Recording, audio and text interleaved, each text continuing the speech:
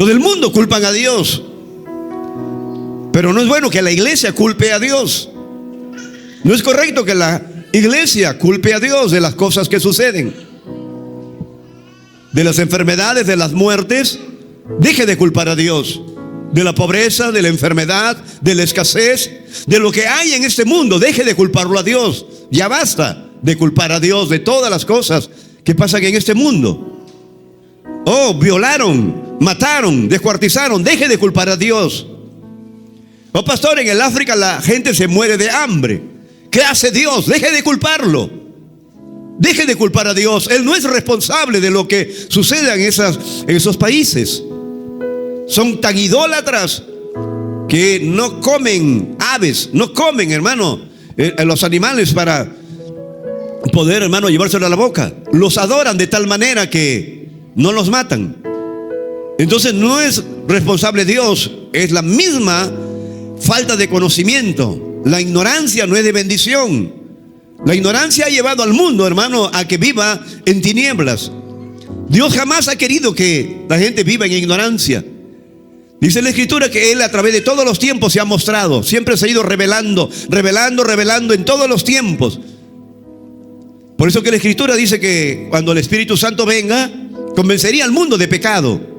De pecado por cuanto no creen en mí. ¿Y qué significa eso? Eso significa de que el hombre, sin darse cuenta, rechaza a Jesús. A lo suyo vino y los suyos no le recibieron. A lo suyo vino, pero no quisieron recibirlo porque estaban llenos de religiosidad, estaban llenos de ritos, de costumbres, y no quisieron recibirlo. Mas a todos los que le recibieron, a los que creyeron en su nombre, le dio la potestad de ser hechos hijos de Dios. Amén. Y somos hijos de Dios. Hay un error del mundo que dice todos somos hijos de Dios. No. Todos somos creación de Dios, pero no todos somos hijos de Dios. Hijos de Dios somos aquellos que un día nos rendimos a los pies de Jesús, que un día reconocemos que somos pecadores, hemos sido pecadores. Dejamos el orgullo a un lado, dejamos la vanidad a un lado, dejamos el orgullo de costumbres y religiosidades y aceptamos a Jesús. Al aceptar a Jesús, aceptamos su evangelio.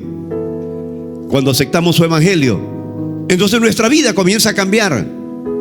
Nuestra mente comienza a ser iluminada. Nuestra manera de hablar comienza a cambiar. Cuando Jesús estuvo en la sinagoga y dice, el Espíritu de Dios descendió sobre él. Y dice que cuando enrolló el libro y comenzó a hablar, dice, palabras de gracia salían de su boca.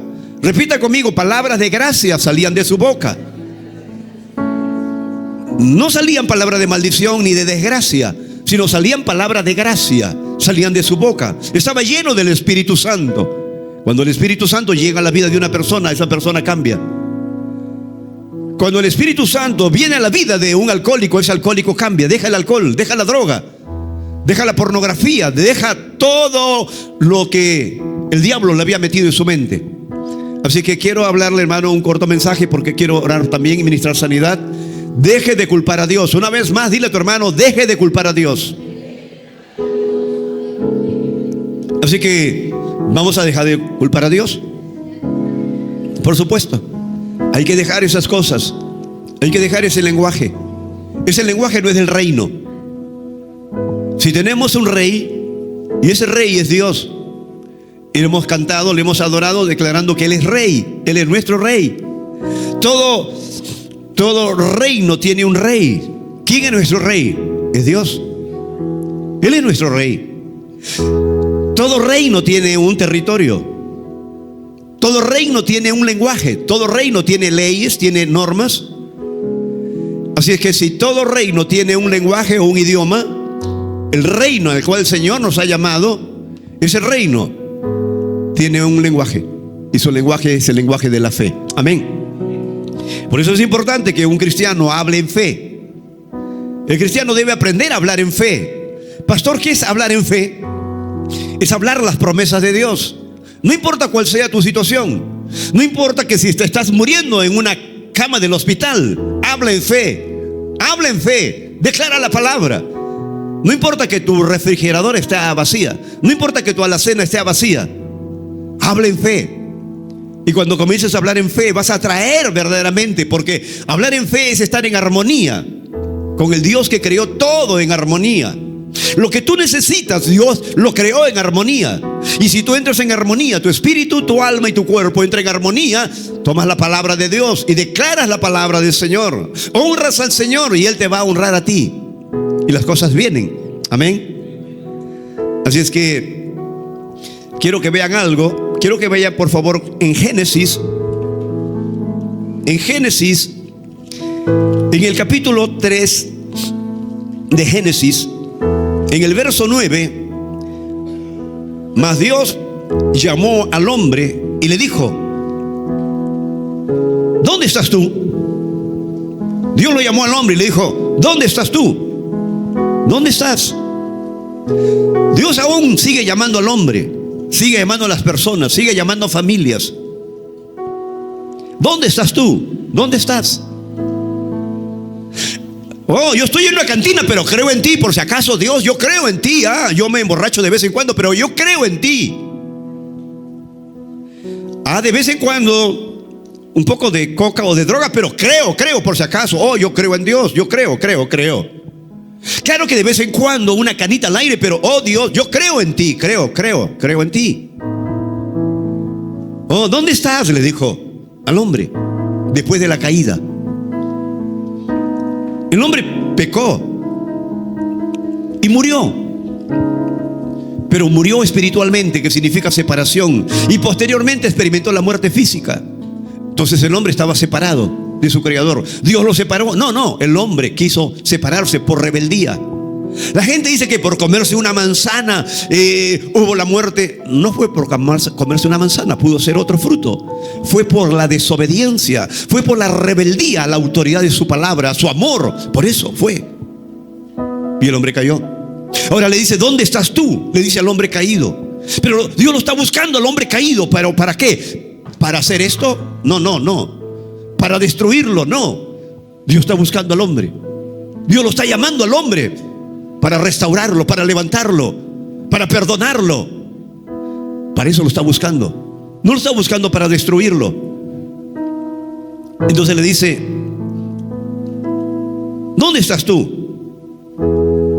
Y él respondió: oí tu voz en el huerto y tuve miedo, porque estaba desnudo y me escondí. No tanto por la desnudez,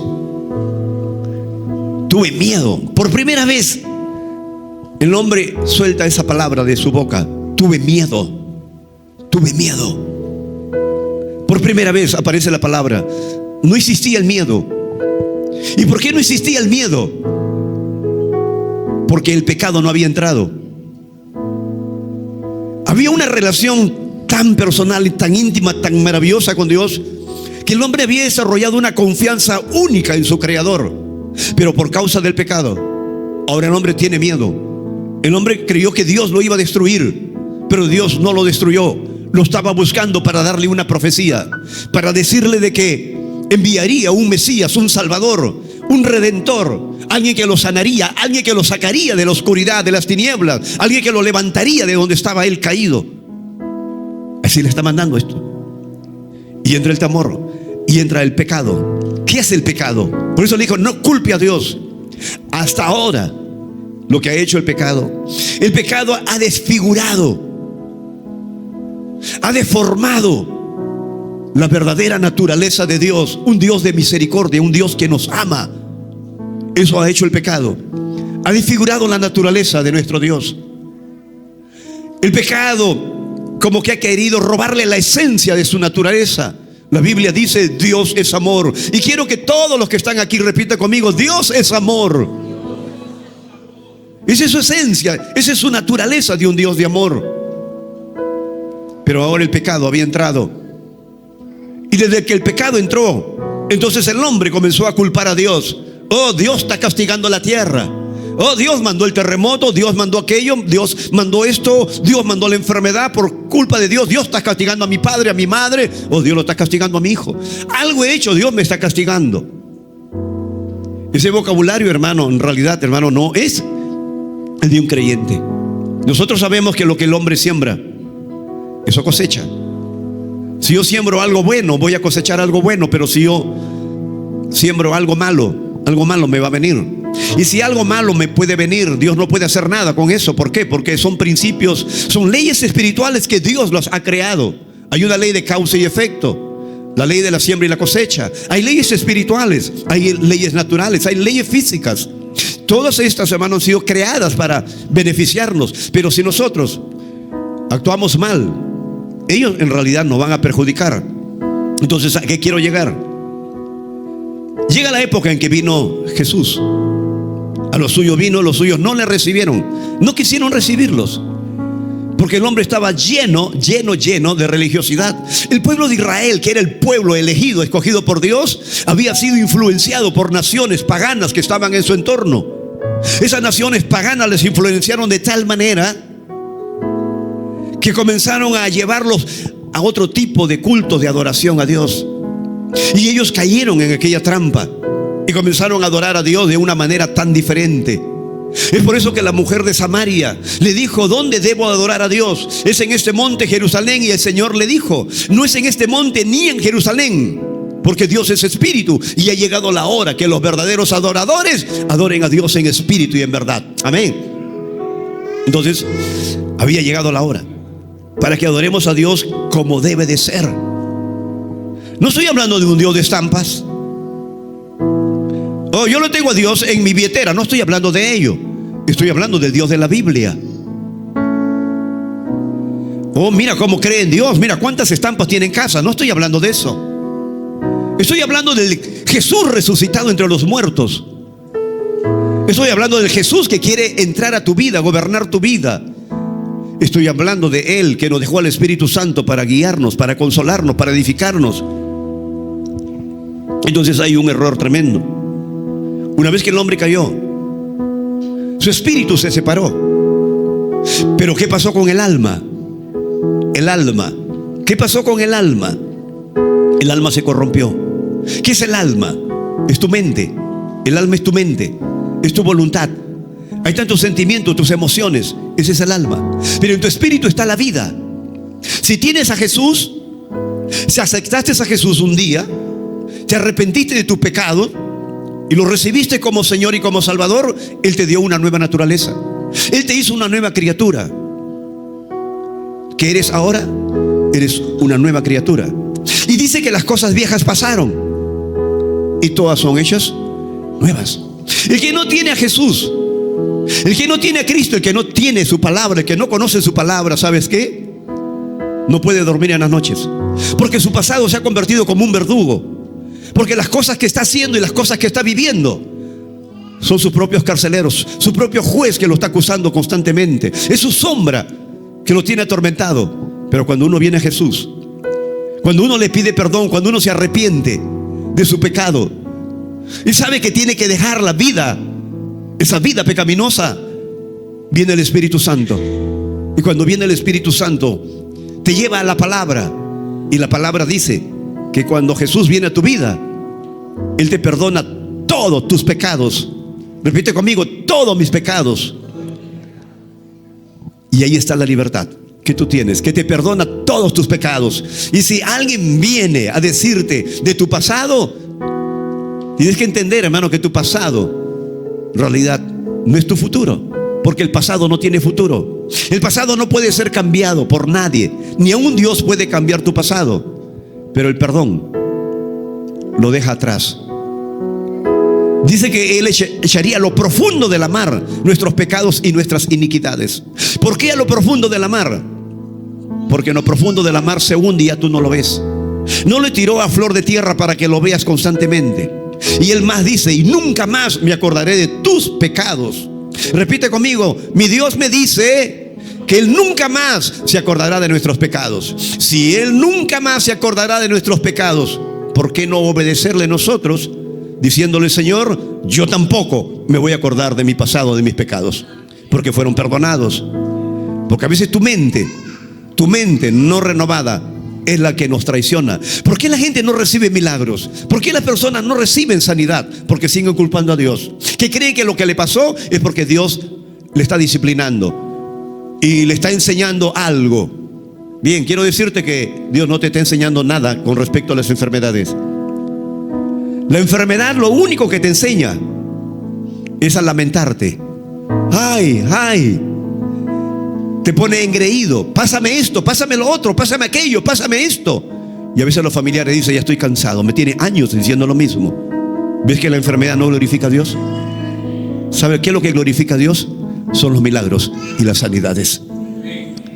Eso glorifica a Dios. Repite conmigo, los milagros y las sanidades glorifican al Señor. Ahora, quiero enseñarte algo. Quiero que tomes, por favor, Santiago. La carta que escribe Santiago es una carta dirigida específicamente a cristianos. Esta carta está dirigida a cristianos, no a no cristianos, a cristianos. Está dirigida esta carta, capítulo 1, verso 21. Así que Santiago le va a mandar esta carta a los cristianos, a los creyentes, y le dice: por lo cual, desechando toda inmundicia y abundancia de malicia, recibir con mansedumbre. Repite conmigo, mansedumbre. ¿Qué significa mansedumbre? Obediencia. Manso. La palabra implantada, la cual puede salvar vuestras almas. Entonces decimos, ¿qué? ¿No soy salvo? ¿Por qué dice ahí que va a salvar mi alma? ¿Acaso que no soy salvo? Eso te voy a hacer entender ahora. Yo tampoco lo entendí hace muchos años. Era cristiano, tenía 7 años de cristiano, no entendía esta palabra, no la comprendí esta palabra, pero le damos gracias al bendito Espíritu Santo, que es una persona maravillosa que nos revela y nos enseña la palabra. Siempre está ahí en nosotros, pendiente para quitar toda tiniebla, toda duda, toda incredulidad. Y miren, entonces dice, ¿por qué puede salvar mi alma? Porque tu alma no es tu espíritu. ¿Qué salvó Jesús cuando nos convertimos? Salvó nuestro espíritu. En el espíritu está la vida, está el amor, está el poder. Él salvó nuestro espíritu. Ese es el trabajo del Espíritu Santo en nosotros. Esa es la nueva criatura, la nueva creación. Le dijo Jesús, ¿a quién le dijo? A Nicodemo: es necesario que vuelvas a nacer de nuevo. Y él le dijo, tengo que volver a nacer del vientre de mi mamá es anciana, tengo que ir nuevamente. Y mire lo que le dijo Jesús: si te estoy hablando cosas naturales y no le entiendes, ¿cómo serán si te hablo las espirituales? Estamos hablando cosas espirituales aquí en este momento. No estamos hablando religiosidades, estamos hablando cosas espirituales. Y le dijo, sí, es necesario que vuelvas a nacer de nuevo. Nacer del Espíritu, le dijo. ¿Ves? Y él nació del Espíritu al aceptar a Jesús. Entonces el alma, en el alma está tu mente, está tu voluntad, tus emociones. Por eso que Jesús le dijo, ¿por qué me llamas Señor? Millones de personas le dicen, Señor, tú eres mi Señor. ¿Sabe lo que están diciéndole? Quirio, amo, dueño, jefe. Y Jesús le dijo, ¿por qué me llamas jefe? ¿Por qué me llamas amo? Si tú haces lo que tú quieres, pero tú no haces lo que yo quiero que tú hagas. Por eso, hermanos, los profetas le dijeron, Señor, soy barro en tus manos. Soy barro, méteme en el molde que tú quieres, no en el molde de este mundo. Méteme en el molde espiritual, no en ese molde que este mundo nos está llevando. Entonces, ¿qué significa salvar tu alma? Dice que la palabra, repite conmigo, la palabra de Dios. Una vez más, la palabra de Dios, las promesas de Dios han sido dadas para que tú y yo la entendamos. Han sido dadas para que te metas a la palabra, para que la estudies. ¿Has escuchado gente que dice, oh, yo soy cristiano? Llegué a la casa de un abogado y en la casa del abogado había una velita y había una Biblia grande, inmensa, abierta la Biblia. Y le pregunto a la señora, le digo, oh, qué hermosa Biblia. Ah, sí, siempre la tenemos ahí con una velita. Ah, qué bueno. ¿No se dan cuenta que es al revés? Ponerle una vela a la Biblia, cuando es la Biblia que te da luz, y no es la vela que le da luz a la Biblia. Y le digo, qué hermosa Biblia. ¿Y la ha leído? Bueno, nunca la he leído, pero ahí la tengo en otras palabras, como adorno. Mira lo que te está diciendo. Lo que puede cambiar tu manera de pensar para que no culpes a Dios. Lee la palabra. Métete en la palabra. Un hombre dijo que cuando fueron al África encontraron, dice, piedras preciosas a flor de tierra. Y comenzaron a recoger, pero dice que después comenzaron a acabarse. Y alguien le dijo, ¿sabes qué? Cava. Comienza a cavar, y cuando comiences a cavar vas a encontrar más preciosas y más caras de las que estaban a flor de tierra. Eso es lo que es la Biblia. A veces solamente leemos algo y nos quedamos ahí. No, métete, sumérgete en la palabra. Y una vez que te sumerjas en la palabra, vas a encontrar cosas más preciosas que las has encontrado a superficie. Entonces está diciendo, ¿cómo puedo salvar mi alma? ¿Cómo puedo salvar mi mente? ¿Cómo puedo salvar mi manera de pensar? De culpar a Dios constantemente por las cosas que me suceden. Es leyendo la palabra, es meditando en la palabra, es hablando la palabra. Y una vez que comencemos a hacer eso, entonces nuestra alma comienza a salvarse, porque mi espíritu ya es salvo. Mi alma es mi mente, mi voluntad, emociones, sentimientos. Ahora quiero ir a Pedro, por favor, rápidamente. Miren a Pedro. Pedro en su primera carta, en el capítulo 2, en el verso 2 dice: desead como niños recién nacidos. Desea como niño recién nacido, deséalo. Cuando un niño nace y no se prende del pecho de mamá, ese niño está enfermo. ¿O me equivoco? Todo niño que nace, una vez que lo limpian, le dan abrazo de mamá. Una vez que le dan abrazo de mamá, se prende del pecho y se sacia. Si no lo hace, los médicos se preocupan porque ese niño está enfermo, no está sano. Si tú me dices que eres cristiano y no deseas como niño recién nacido la leche espiritual, la palabra de Dios, si no la deseas y más prefieres cosas del mundo, no quiero ofenderlo, estás enfermo. Estás enfermo, estás contaminado del mundo. El mundo te ha contaminado. El mundo no te sacará de un hospital. El mundo no te sacará de UCI.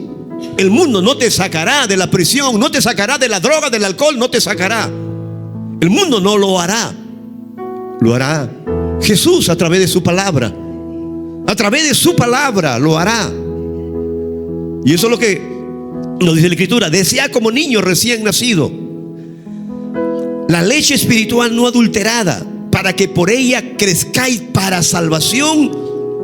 Dice, pero ¿salvación de qué? Si yo soy salvo, para la salvación de tu mente. ¿Cómo hablas? Un día un pastor me dijo: ¿quieres saber tú el nivel de fe de tu iglesia? Conversa con uno de ellos, y cuando ellos comiencen a hablar, entonces igual cuando le pones un termómetro en la boca a una persona, si tiene fiebre y se eleva, igualito escucha a alguna persona que hable cuando tiene un problema. Y si lo escuchas hablar en medio del problema: estoy enfermo, no tengo plata, no tengo nada, nadie me apoya, no, esa persona, su boca es su termómetro. En realidad no habla en fe. No habla en fe.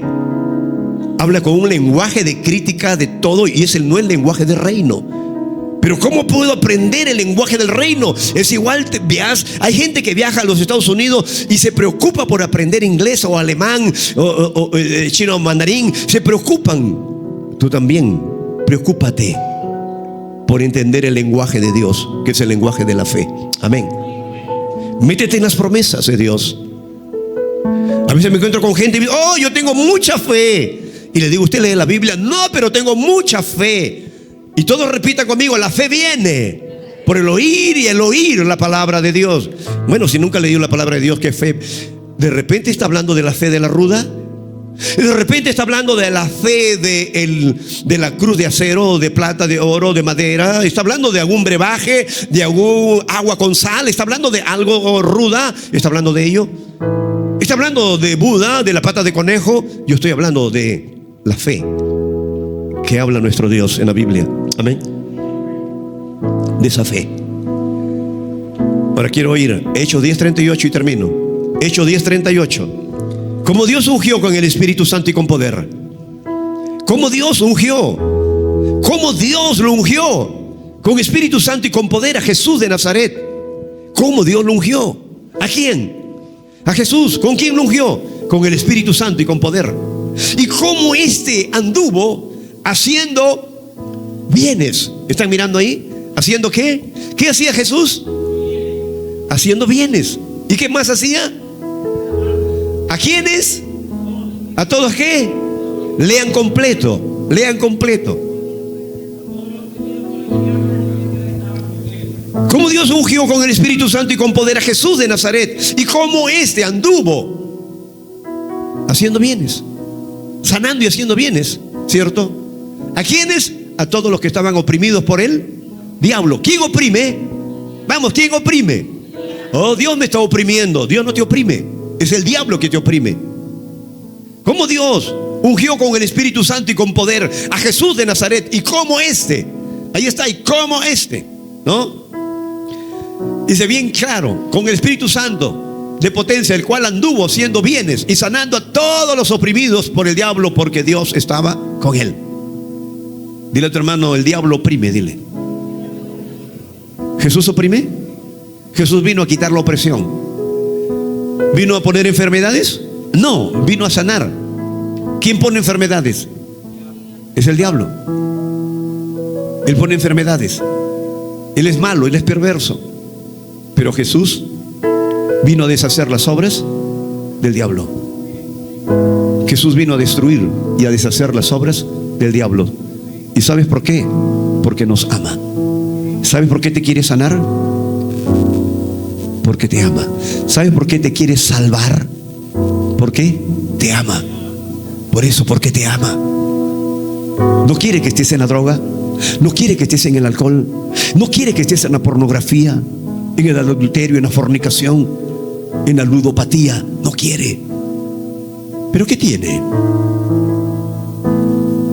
A veces la gente cuando dice pecado, hoy pecado, ¿sabes qué? El pecado sencillamente es lo que te detiene para alcanzar la bendición de Dios. Ese es el pecado. Es todo lo que a ti te detiene para alcanzar toda la bendición que Dios tiene para tu vida. Eso es el pecado. Cuando uno peca, Dios está triste.